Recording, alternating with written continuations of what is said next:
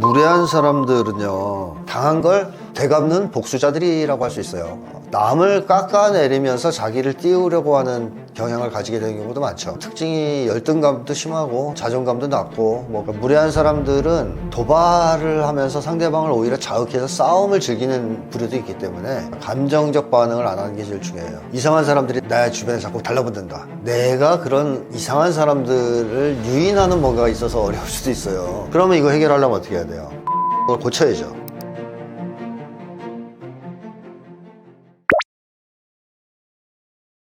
여기서 귀티라는 것이 외형상의 귀티는 아닐 거라고 저는 판단합니다. 그거라면 그냥 비싼 거로 쳐 바르면 되지 않겠어요? 그래서 그걸 질문하신 건 아닐 것 같고, 인간 그 자체에서 우러나는 귀티라고 이제 본다면 이건 몇 가지 저는 특징이 있을 것 같아요. 하나는 우선 그 사람이 가지고 있는 목표 이상이 얼마나 건전하냐와 관련이 있을 수 있다고 봅니다. 예를 들면 나는 정말 예술을 좀 해서 이런 아름다운 훌륭한 인류사의 길이 남을 수 있는 위대한 예술품을 창작하고 싶어, 이러한 목표를 가진 사람과 어떻게 하면 이번에 이 그림을 어떻게 그럴싸하게 그려서 비싸게 팔아먹을까, 이런 목표를 가진 사람하고 과연 풍기는 게 같을까? 전 전혀 같지 않을 거라고 생각해요. 그래서 건전한 목표와 이상을 가진 사람이 귀티가 나게 돼 있습니다. 예를 들면 과거 우리 식민지 시절을 놓고 본다면 독립운동에 전 인생을 걸고 헌신하는 사람, 아니면 눈앞의 이익을 쫓아서 친일을 하는 사람, 당연히 귀티는 독립운동을 하는 사람들한테 나타나겠죠. 그래서 건전한 목표와 이상이 귀티가 나는데 중요한 저는 요인이라고 보고요. 또 하나는 도덕성이겠죠. 도덕성이 있는 사람이 귀티가 납니다. 그 사람은 일단 도덕적으로 살아왔다는 것 때문에라도 자신감이 있어요. 자기 인생에 대해서, 자기 자신에 대해서. 그리고 당당하고 긍지 높게 행동하죠. 그런 게 표정이나 몸짓 이런 데 다 드러나거든요. 그러니까 그런 사람은 딱 봐도 힘이 있어 보이고 품위가 있어 보이고 그렇습니다. 근데 도덕성이 없는 사람들, 나쁜 짓 많이 하고 뒤통수 잘 치고 범죄 저지르고 이런 사람들은 살아온 인생 내력도 그렇지만 그렇게 살아온 자기 인생이기 때문에 자신감이 없어요. 남들한테 들킬까 봐 항상 초조해하고 불안해하고, 그 다음에 자기에 대해서 당당하지도 못하니까 항상 뭔가 부끄러워하고 위축돼 있고 긍지도 없죠. 자, 그런 사람들의 표정과 몸짓은 다 드러나는데 남들이 볼 때는 귀티가 안 나죠. 찌질해 보이고, 뭔가 궁상맞아 보이고, 뭔가 비겁해 보이고, 음흉해 보이고, 이렇게 됩니다. 그래서 도덕성도 저는 이제 중요한 변수다라고 이제 말씀드리고 싶고요. 그 다음에 풍부한 지식이나 문화적 소양도 역시 귀티가 나냐 아니냐와 관련이 있겠죠. 그래서 지식이 풍부하고 문화적 소양이 높으면 높을수록 귀티가 좀 더 나죠. 전혀 그런 게 없는 사람에 비해서는 훨씬 더. 그러니까 우리가 흔히 이제 교양이 있어 보인다, 이런 얘기 아니겠어요? 그 다음에 마지막으로 그 사람이 가지고 있는 성품도, 여러 가지 인격과 관련된 성품도 귀티와 연관이 있을 수 있다, 이렇게 이제 보여지는데, 어쨌든 저는 기본적으로 진짜 귀티라는 것은 그 사람이 건전한 목표와 이상을 가지고 올고들은 길을 걸어가면서 도덕적으로 생활하면서, 그러면서 풍부한 지식과 문화적 소양을 가졌을 때, 이럴 때 이제 가지게 되는 거 아니냐, 이렇게 판단합니다. 우선 무례한 사람들, 남들 무시하는 사람들 중에 첫 번째 부류는 당한 걸 되갚는 복수자들이라고 할 수 있어요. 그러니까 한국 사회는 그야말로 치열한 서열 경쟁이 벌어지는 사회입니다. 그러다 보니까 서로 무시하고 무시당하고, 또 서로 무리하게 굴고 또 그거에 상처를 입고 또 무리하게 굴고 남한테, 이런 이제 연쇄 과정이 있는데, 예를 들면 이렇게 한번 가정해보죠. 나보다 더 잘 사는 누군가를 만났는데 그 사람이 나를 막 무리하게 대해요. 무시하고. 그럼 그거 막 속에서 부글부글 할 거 아니에요. 근데 지금 한국 사회는 공동체도 없기 때문에 다 개인으로 고립되어 있기 때문에 그걸 어디 가서 하소연하거나 해결할 방법이 없어요. 그럼 그 사람이 그걸 어떻게 해결하느냐, 자기보다 더 약하거나 더 아랫서열이라고 판단되는 사람을 만났을 때 그 사람을 한테 무리하게 대함으로써 만회하려고 하는, 보상하려고 하는 그런 심리가 있죠. 좀 더 구체적으로 예를 들면 서열 3위권 대학에 다니는 대학생이 있는데 서열 1위권 대학에 다니는 대학생을 만났는데 무시당했어. 야, 그게 대학이냐, 나 같으면 이런 식으로 당했다고 쳐요. 화가 엄청 나는데 그 자리에서 대응을 잘 못할 수도 있지 않습니까? 또는 조금 싸웠어도 분이 안 풀릴 수도 있고. 그럼 이 서열 3위권 대학 학생이 서열 7위권 학생을 만났어. 그러면 또 이제 똑같이 할 수 있어요. 야, 그게 학교냐? 뭐 이런 식으로. 이게 사실은 굉장히 비참한 얘기인데요. 한국인들은 상당수가 우월감을 쫓는 사람들이 많은데, 남들한테 무례하게 굴고 남들을 무시하면서 그 우월감을 느끼는 사람들이 많은데, 그 이면을 들여다보면 또 열등감이 있어요. 그래서 이게 제가 볼 때는 한국 사회에서 가장 큰 원인인 것 같고요. 그 다음에 또 하나 무례하게 구는 사람들 중에는 높은 서열임을 인정받아서 또 남들한테 좋은 평가를 받으려고 하는, 높은 서열을 드러내서 좋은 평가, 인정을 받으려고 하는 자기과시욕이 강한 사람들도 있습니다. 근데 이런 사람들은 자기를 드러내는 방식이 뭐 그냥 자기가 괜찮다라는 것만 드러내면 좋은데, 남을 깎아내리면서 자기를 띄우려고 하는 경향을 가지게 되는 경우도 많죠. 자기 과시하고 항상 동반되는 게 뭐냐 하면 타인을 깎아내리는 거예요. 타인을 깎아야 자기가 과시될 거 아니에요. 그래서 자기 과시가 강한 사람들은 타인을 무시하고 깎아내리는 경향이 있습니다. 자, 이런 사람들도 남들한테 무례하게 구는 경향이 있죠. 무례하게 구는 걸 통해서 자기가 높은 서열이라는 순간에 착각을 하고, 그 과정에서 남들이 이런 나를 봤을 때 얼마나 멋있게 볼까 뭐 하는 식으로 이제 자기 만족을 하기 때문에 이런 사람들인데, 이 사람들은 특징이 열등감도 심하고 자존감도 낮고 뭐 그런 특징이 있어요.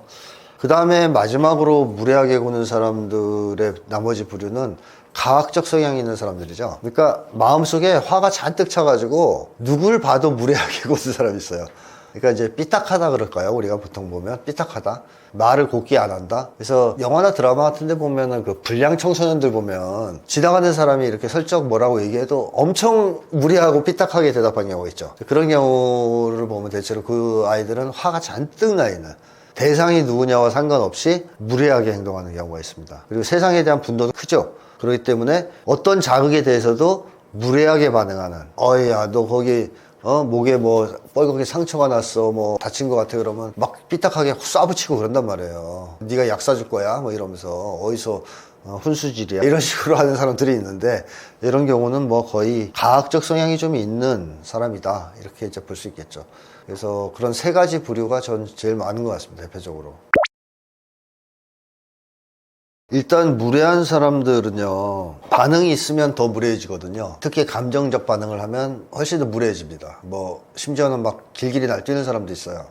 그래서 저는 제일 좋은 방법 중에 하나는, 무례한 행동을 하면 그것 때문에 자극을 받아서 화가 나는데, 무례한 행동이나 말, 그러니까 무례함 그 자체에 주목하지 말고, 이 사람은 되게 무례하네, 무례한 사람이네, 왜 무례한 사람일까, 이 사람은 이유가 뭘까, 뭐 어렸을 때 사랑을 못 받았나, 아니면 열등감이 있나, 이런 쪽으로 생각을 그 순간에 하는 거예요. 그러면 이 무례한 행동에 초점을 맞출 때보다 화가 좀 덜 나요. 그래서 이제 그런 거랑 또 비슷한 거죠. 상대방이 너무 황당한 짓을 하고 이상한 짓을 하면 화가 확 나는 경우가 있는데, 쟤는 너무 못 배운 애야, 어릴 때부터 너무 안 좋고 뭐 이런 어려움을 겪은 인간이야 라고 생각하면 화가 좀 덜 나요. 또는 뭐 심지어는 나한테 이상한 나쁜 짓을 했는데 그 사람이 알고 보니까 이제 뭐 심리적으로 장애가 있어, 문제가 있어, 그러면 좀 이해가 되고 화가 덜 나기도 하죠. 그러니까 초점을 행위, 말, 무례한 행위, 말 그 자체에 맞출 게 아니라 상대방한테 맞춰놓고 그 사람을 좀 분석적으로 고찰해 본다면 이유를 따져가면서 화가 좀 덜 날 것이다, 그런 얘기를 드리고 싶고, 그 다음에 그렇게 되면 감정적 반응을 자제할 수 있게 되죠. 이게 핵심입니다. 감정적 반응을 안 하는 게 제일 중요해요. 그러니까 무례한 사람들은 도발을 하면서 상대방을 오히려 자극해서 싸움을 즐기는 부류도 있기 때문에, 어쨌든 감정적으로 반응하면 거의 다 폭발해요. 더 난폭해지거나 더 무례해집니다. 그래서 감정을 자제하고 대응하는 게 제일 중요합니다. 그러니까 상대방이 상당히 무례한 짓을 했어요. 근데 나는 전혀 화내거나 그러지 않고 차분하게, 지금 당신이 하시는 행동은 예의에 어긋난 행동으로 전 생각된다, 그래서 마음이 좀 불편하다, 그러니까 감정적이지 않은데 아주 객관적으로 피드백을 주는 거지 않습니까? 그러면 상대방이 화내기가 좀 애매해집니다. 같이 화를 내면 이제 싸움이 붙겠지만, 그렇게 감정을 최대한 자제하면서 객관적으로 내가 불편하고 힘들다, 당신의 그 행동은 기준점이 어긋난다, 뭐 도덕적으로 문제가 있다 하는 쪽으로 나를 기준으로 피드백을 주는 것이 필요하다. 근데 그렇게 해도 안 되는 사람들은 어떻게 해야 되느냐, 무시, 못 들은 채 하거나 피하거나, 그 다음에 그 사람하고 좀 인간관계가 있는데 자꾸 무례하게 군다, 그러면 한 번 정도, 두 번 정도 얘기하고 전혀 반응이 없고 태도를 바꾸지 않는다 그러면 절연해야 돼요. 끊을 수 있다면 끊어야 됩니다. 모르는 사람이 그렇게 했다 그러면 뭐 너무 심하다 그러면 신고해야 돼요. 바로 대응하지 말고 바로 신고해서 여기 잠깐만 기다려 보세요. 경찰이 오면 당신이 한 말이 문제가 되는지 안 되는지 한번 물어봅시다. 이러면 대체로는 조용해집니다. 제일 좋은 건 이상한 사람들한테 엮이지 말아야 되겠죠. 인간관계가 어렵다 그럴 때 주위에 진짜로 안 좋은 사람들만 잔뜩 있어서 어려울 수도 있고요. 또는 내가 그런 이상한 사람들을 유인하는 뭔가가 있어서 어려울 수도 있어요. 근데 두 가지가 복합된 경우도 많습니다만 어쨌든 첫째는 이상한 인간들과 엮이지 말아야 되는데 이거는 환경을 바꾸거나 조건을 바꿔서 해결할 수도 있거든요. 이사를 간다거나 뭐 직장을 바꾼다든가 해서 해결할 수가 있는데 문제는 이겁니다. 내가 그런 사람들을 유인하는 뭔가를 가지고 있어서 이상한 사람들이 내 주변에 자꾸 달라붙는다. 그러니까 건강한 사람들이 아니라 좀 문제가 있는 사람들이 자꾸 나한테 달라붙는다. 이런 경우를 어떻게 할 것이냐가 제일 중요한 거죠. 사실 그리고 이게 현실에서는 꽤 많습니다. 이런 게. 그 대표적인 것 하나만 예를 들자면 내가 거절을 못하는 병이 있다고 쳐요. 거절 불능증? 뭐 이런 게 있다고 쳐요. 그러면 그거 남들이 안단 말이에요. 거절 못한다 저 사람. 그러면 어떤 사람들이 주변에 계속 꼬일까요? 그 이용해 먹을 사람이 꼬입니다. 거절 못하니까 사기치기도 좋고 무리한 부탁해도 들어주고 만만하게 보고선 이용해 먹을 사람들이 계속 꼬여요. 그러면 나중에 막 그런 생각이 들죠. 왜 내 주변에는 하나같이 이렇게 날 이용해 먹는 사람들만 있지? 근데 뒤집어서 얘기하면 이것은 나의 거절불능증에 의해서 유인된 사람들일 수도 있는 거예요. 꼬이게 된. 그러면 이거 해결하려면 어떻게 해야 돼요? 거절불능증을 고쳐야죠. 거절할 수 있는 사람이 되는 순간 다 떨어져 나갑니다. 그리고 그렇지 않은 건강한 사람들이 다시 관계를 맺게 되겠죠. 그래서 인간관계가 어려울 때 그 인간관계가 어려운 것의 원인은 타인들에게도 있을 수 있고 나에게도 있을 수 있다. 그러면 타인은 어떻게 할 수가 없으니까 당장 나의 문제라면 나의 문제를 일단 고쳐보자. 내 문제를 해결했는데도 자꾸 인간관계가 어렵다. 그러면 그건 이제 환경 문제일 거예요. 그럼 환경을 바꿔야죠. 그래서 그런 식으로 이해를 하시면 좋겠고 우선 자기가 혹시 어떤 패턴의 사람들이 자꾸 자기하고 꼬이는지 반복되는지 또는 나는 이상하게 내 주변에 나한테 의존하는 사람만 많아 뭐 이런 사람도 있어요. 그러면 왜 그런 사람들만 나한테 이렇게 많이 이제 관계가 형성되는지 그런 걸 분석하고 원인을 해결할 필요가 있습니다. 마음과 몸은 하나입니다. 간단하게 얘기하면. 그러니까 마음이 병들면 몸도 병들고요. 몸이 병들면 마음도 병드는 경우가 일반적이죠.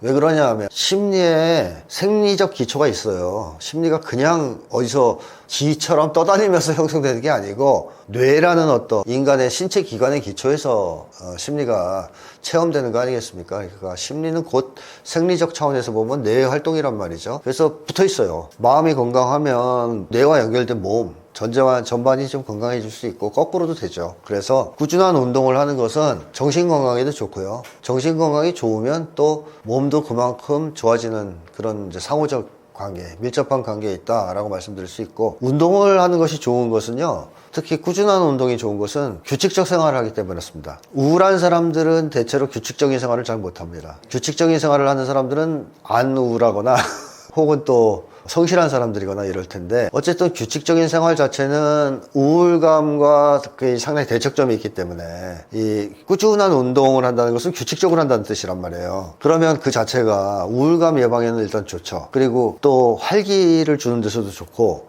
내가 뭔가 일관되게 뭔가를 실행하고 있다. 자기 만족감, 자기 효능감, 자신감 향상에도 좋고 또 외국의 학자들의 연구에 의하면 자존감 향상에도 일정한 기여를 꽤 한다. 꾸준한 운동이 그런 얘기를 하고 있기 때문에 저는 운동은 가능한 한 규칙적으로 꾸준히 하는 것이 좋다. 이렇게 말씀드리고 싶습니다. 혼자 생활하거나 살아가는 것만큼 우울해지는 건 없습니다. 사실 뭐 요즘에는 혼밥 시대, 혼술 시대, 심지어 혼자 노래방도 있던데요.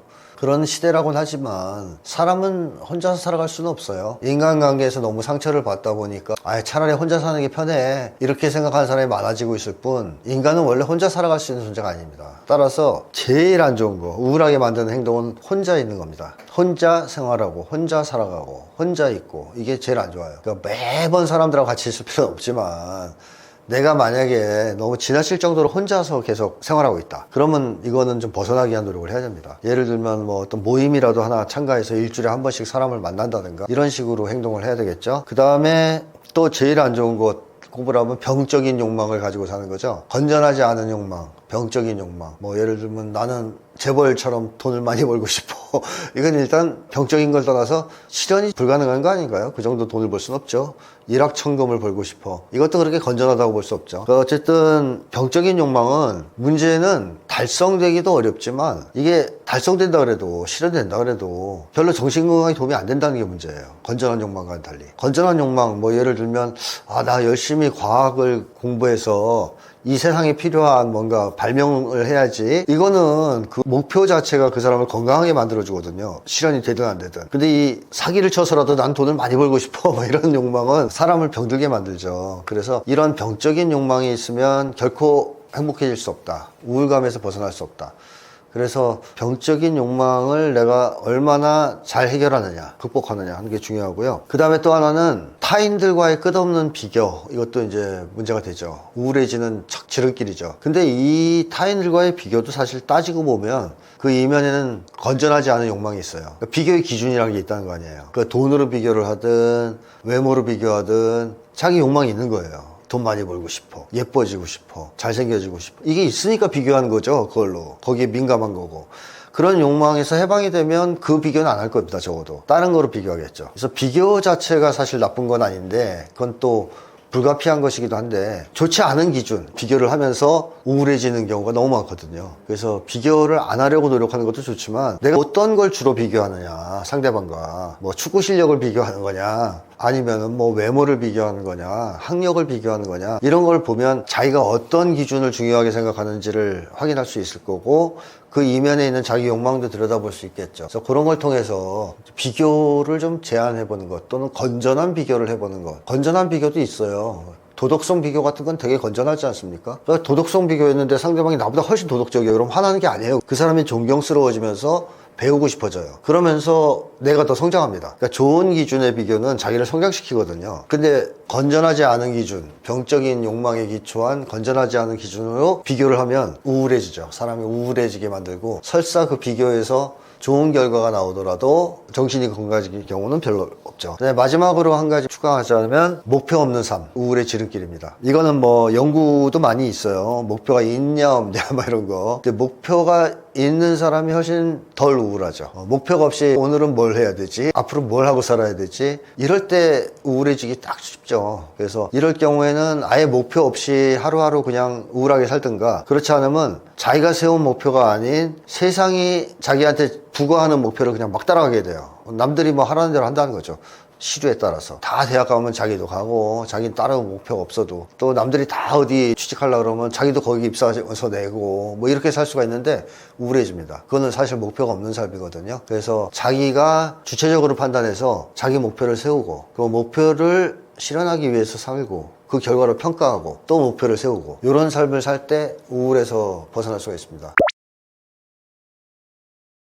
네, 뭐 근본적인 한국 사회가 이제 커다란 어떤 전환점을 저는 넘어섰다고 보고 있는데요. 한국 사회가 근본적인 개혁에 성공을 해서 이제는 좀 서로 싸우지 않고 사이좋게 사는 세상, 그러니까 나만 행복하기 위해서, 나만 잘 살기 위해서 서로 취급하는 세상이 아니라 다들 사랑하고 위해주면서 화목하게 살아가고, 그럼으로써 거의 모든 사람이, 다수가 행복한 그런 세상으로 나가게 되기를 바라고요. 이제는 우리가 그런 목표에 좀 집중해야 될 때가 아니냐 하는 생각도 듭니다. 그런 점에서 많은 분들이 지금 기뻐하실 것 같은데, 아름다운 미래 또는 뭐 이상적인 미래를 향해서 우리가 어떤 걸 해결해야 될까, 어떤 걸 개혁해야 될까, 뭐 이런 걸 고민하면서 서로 힘과 지혜를 모아 나가는 그러한 시간들이 됐으면 좋겠습니다.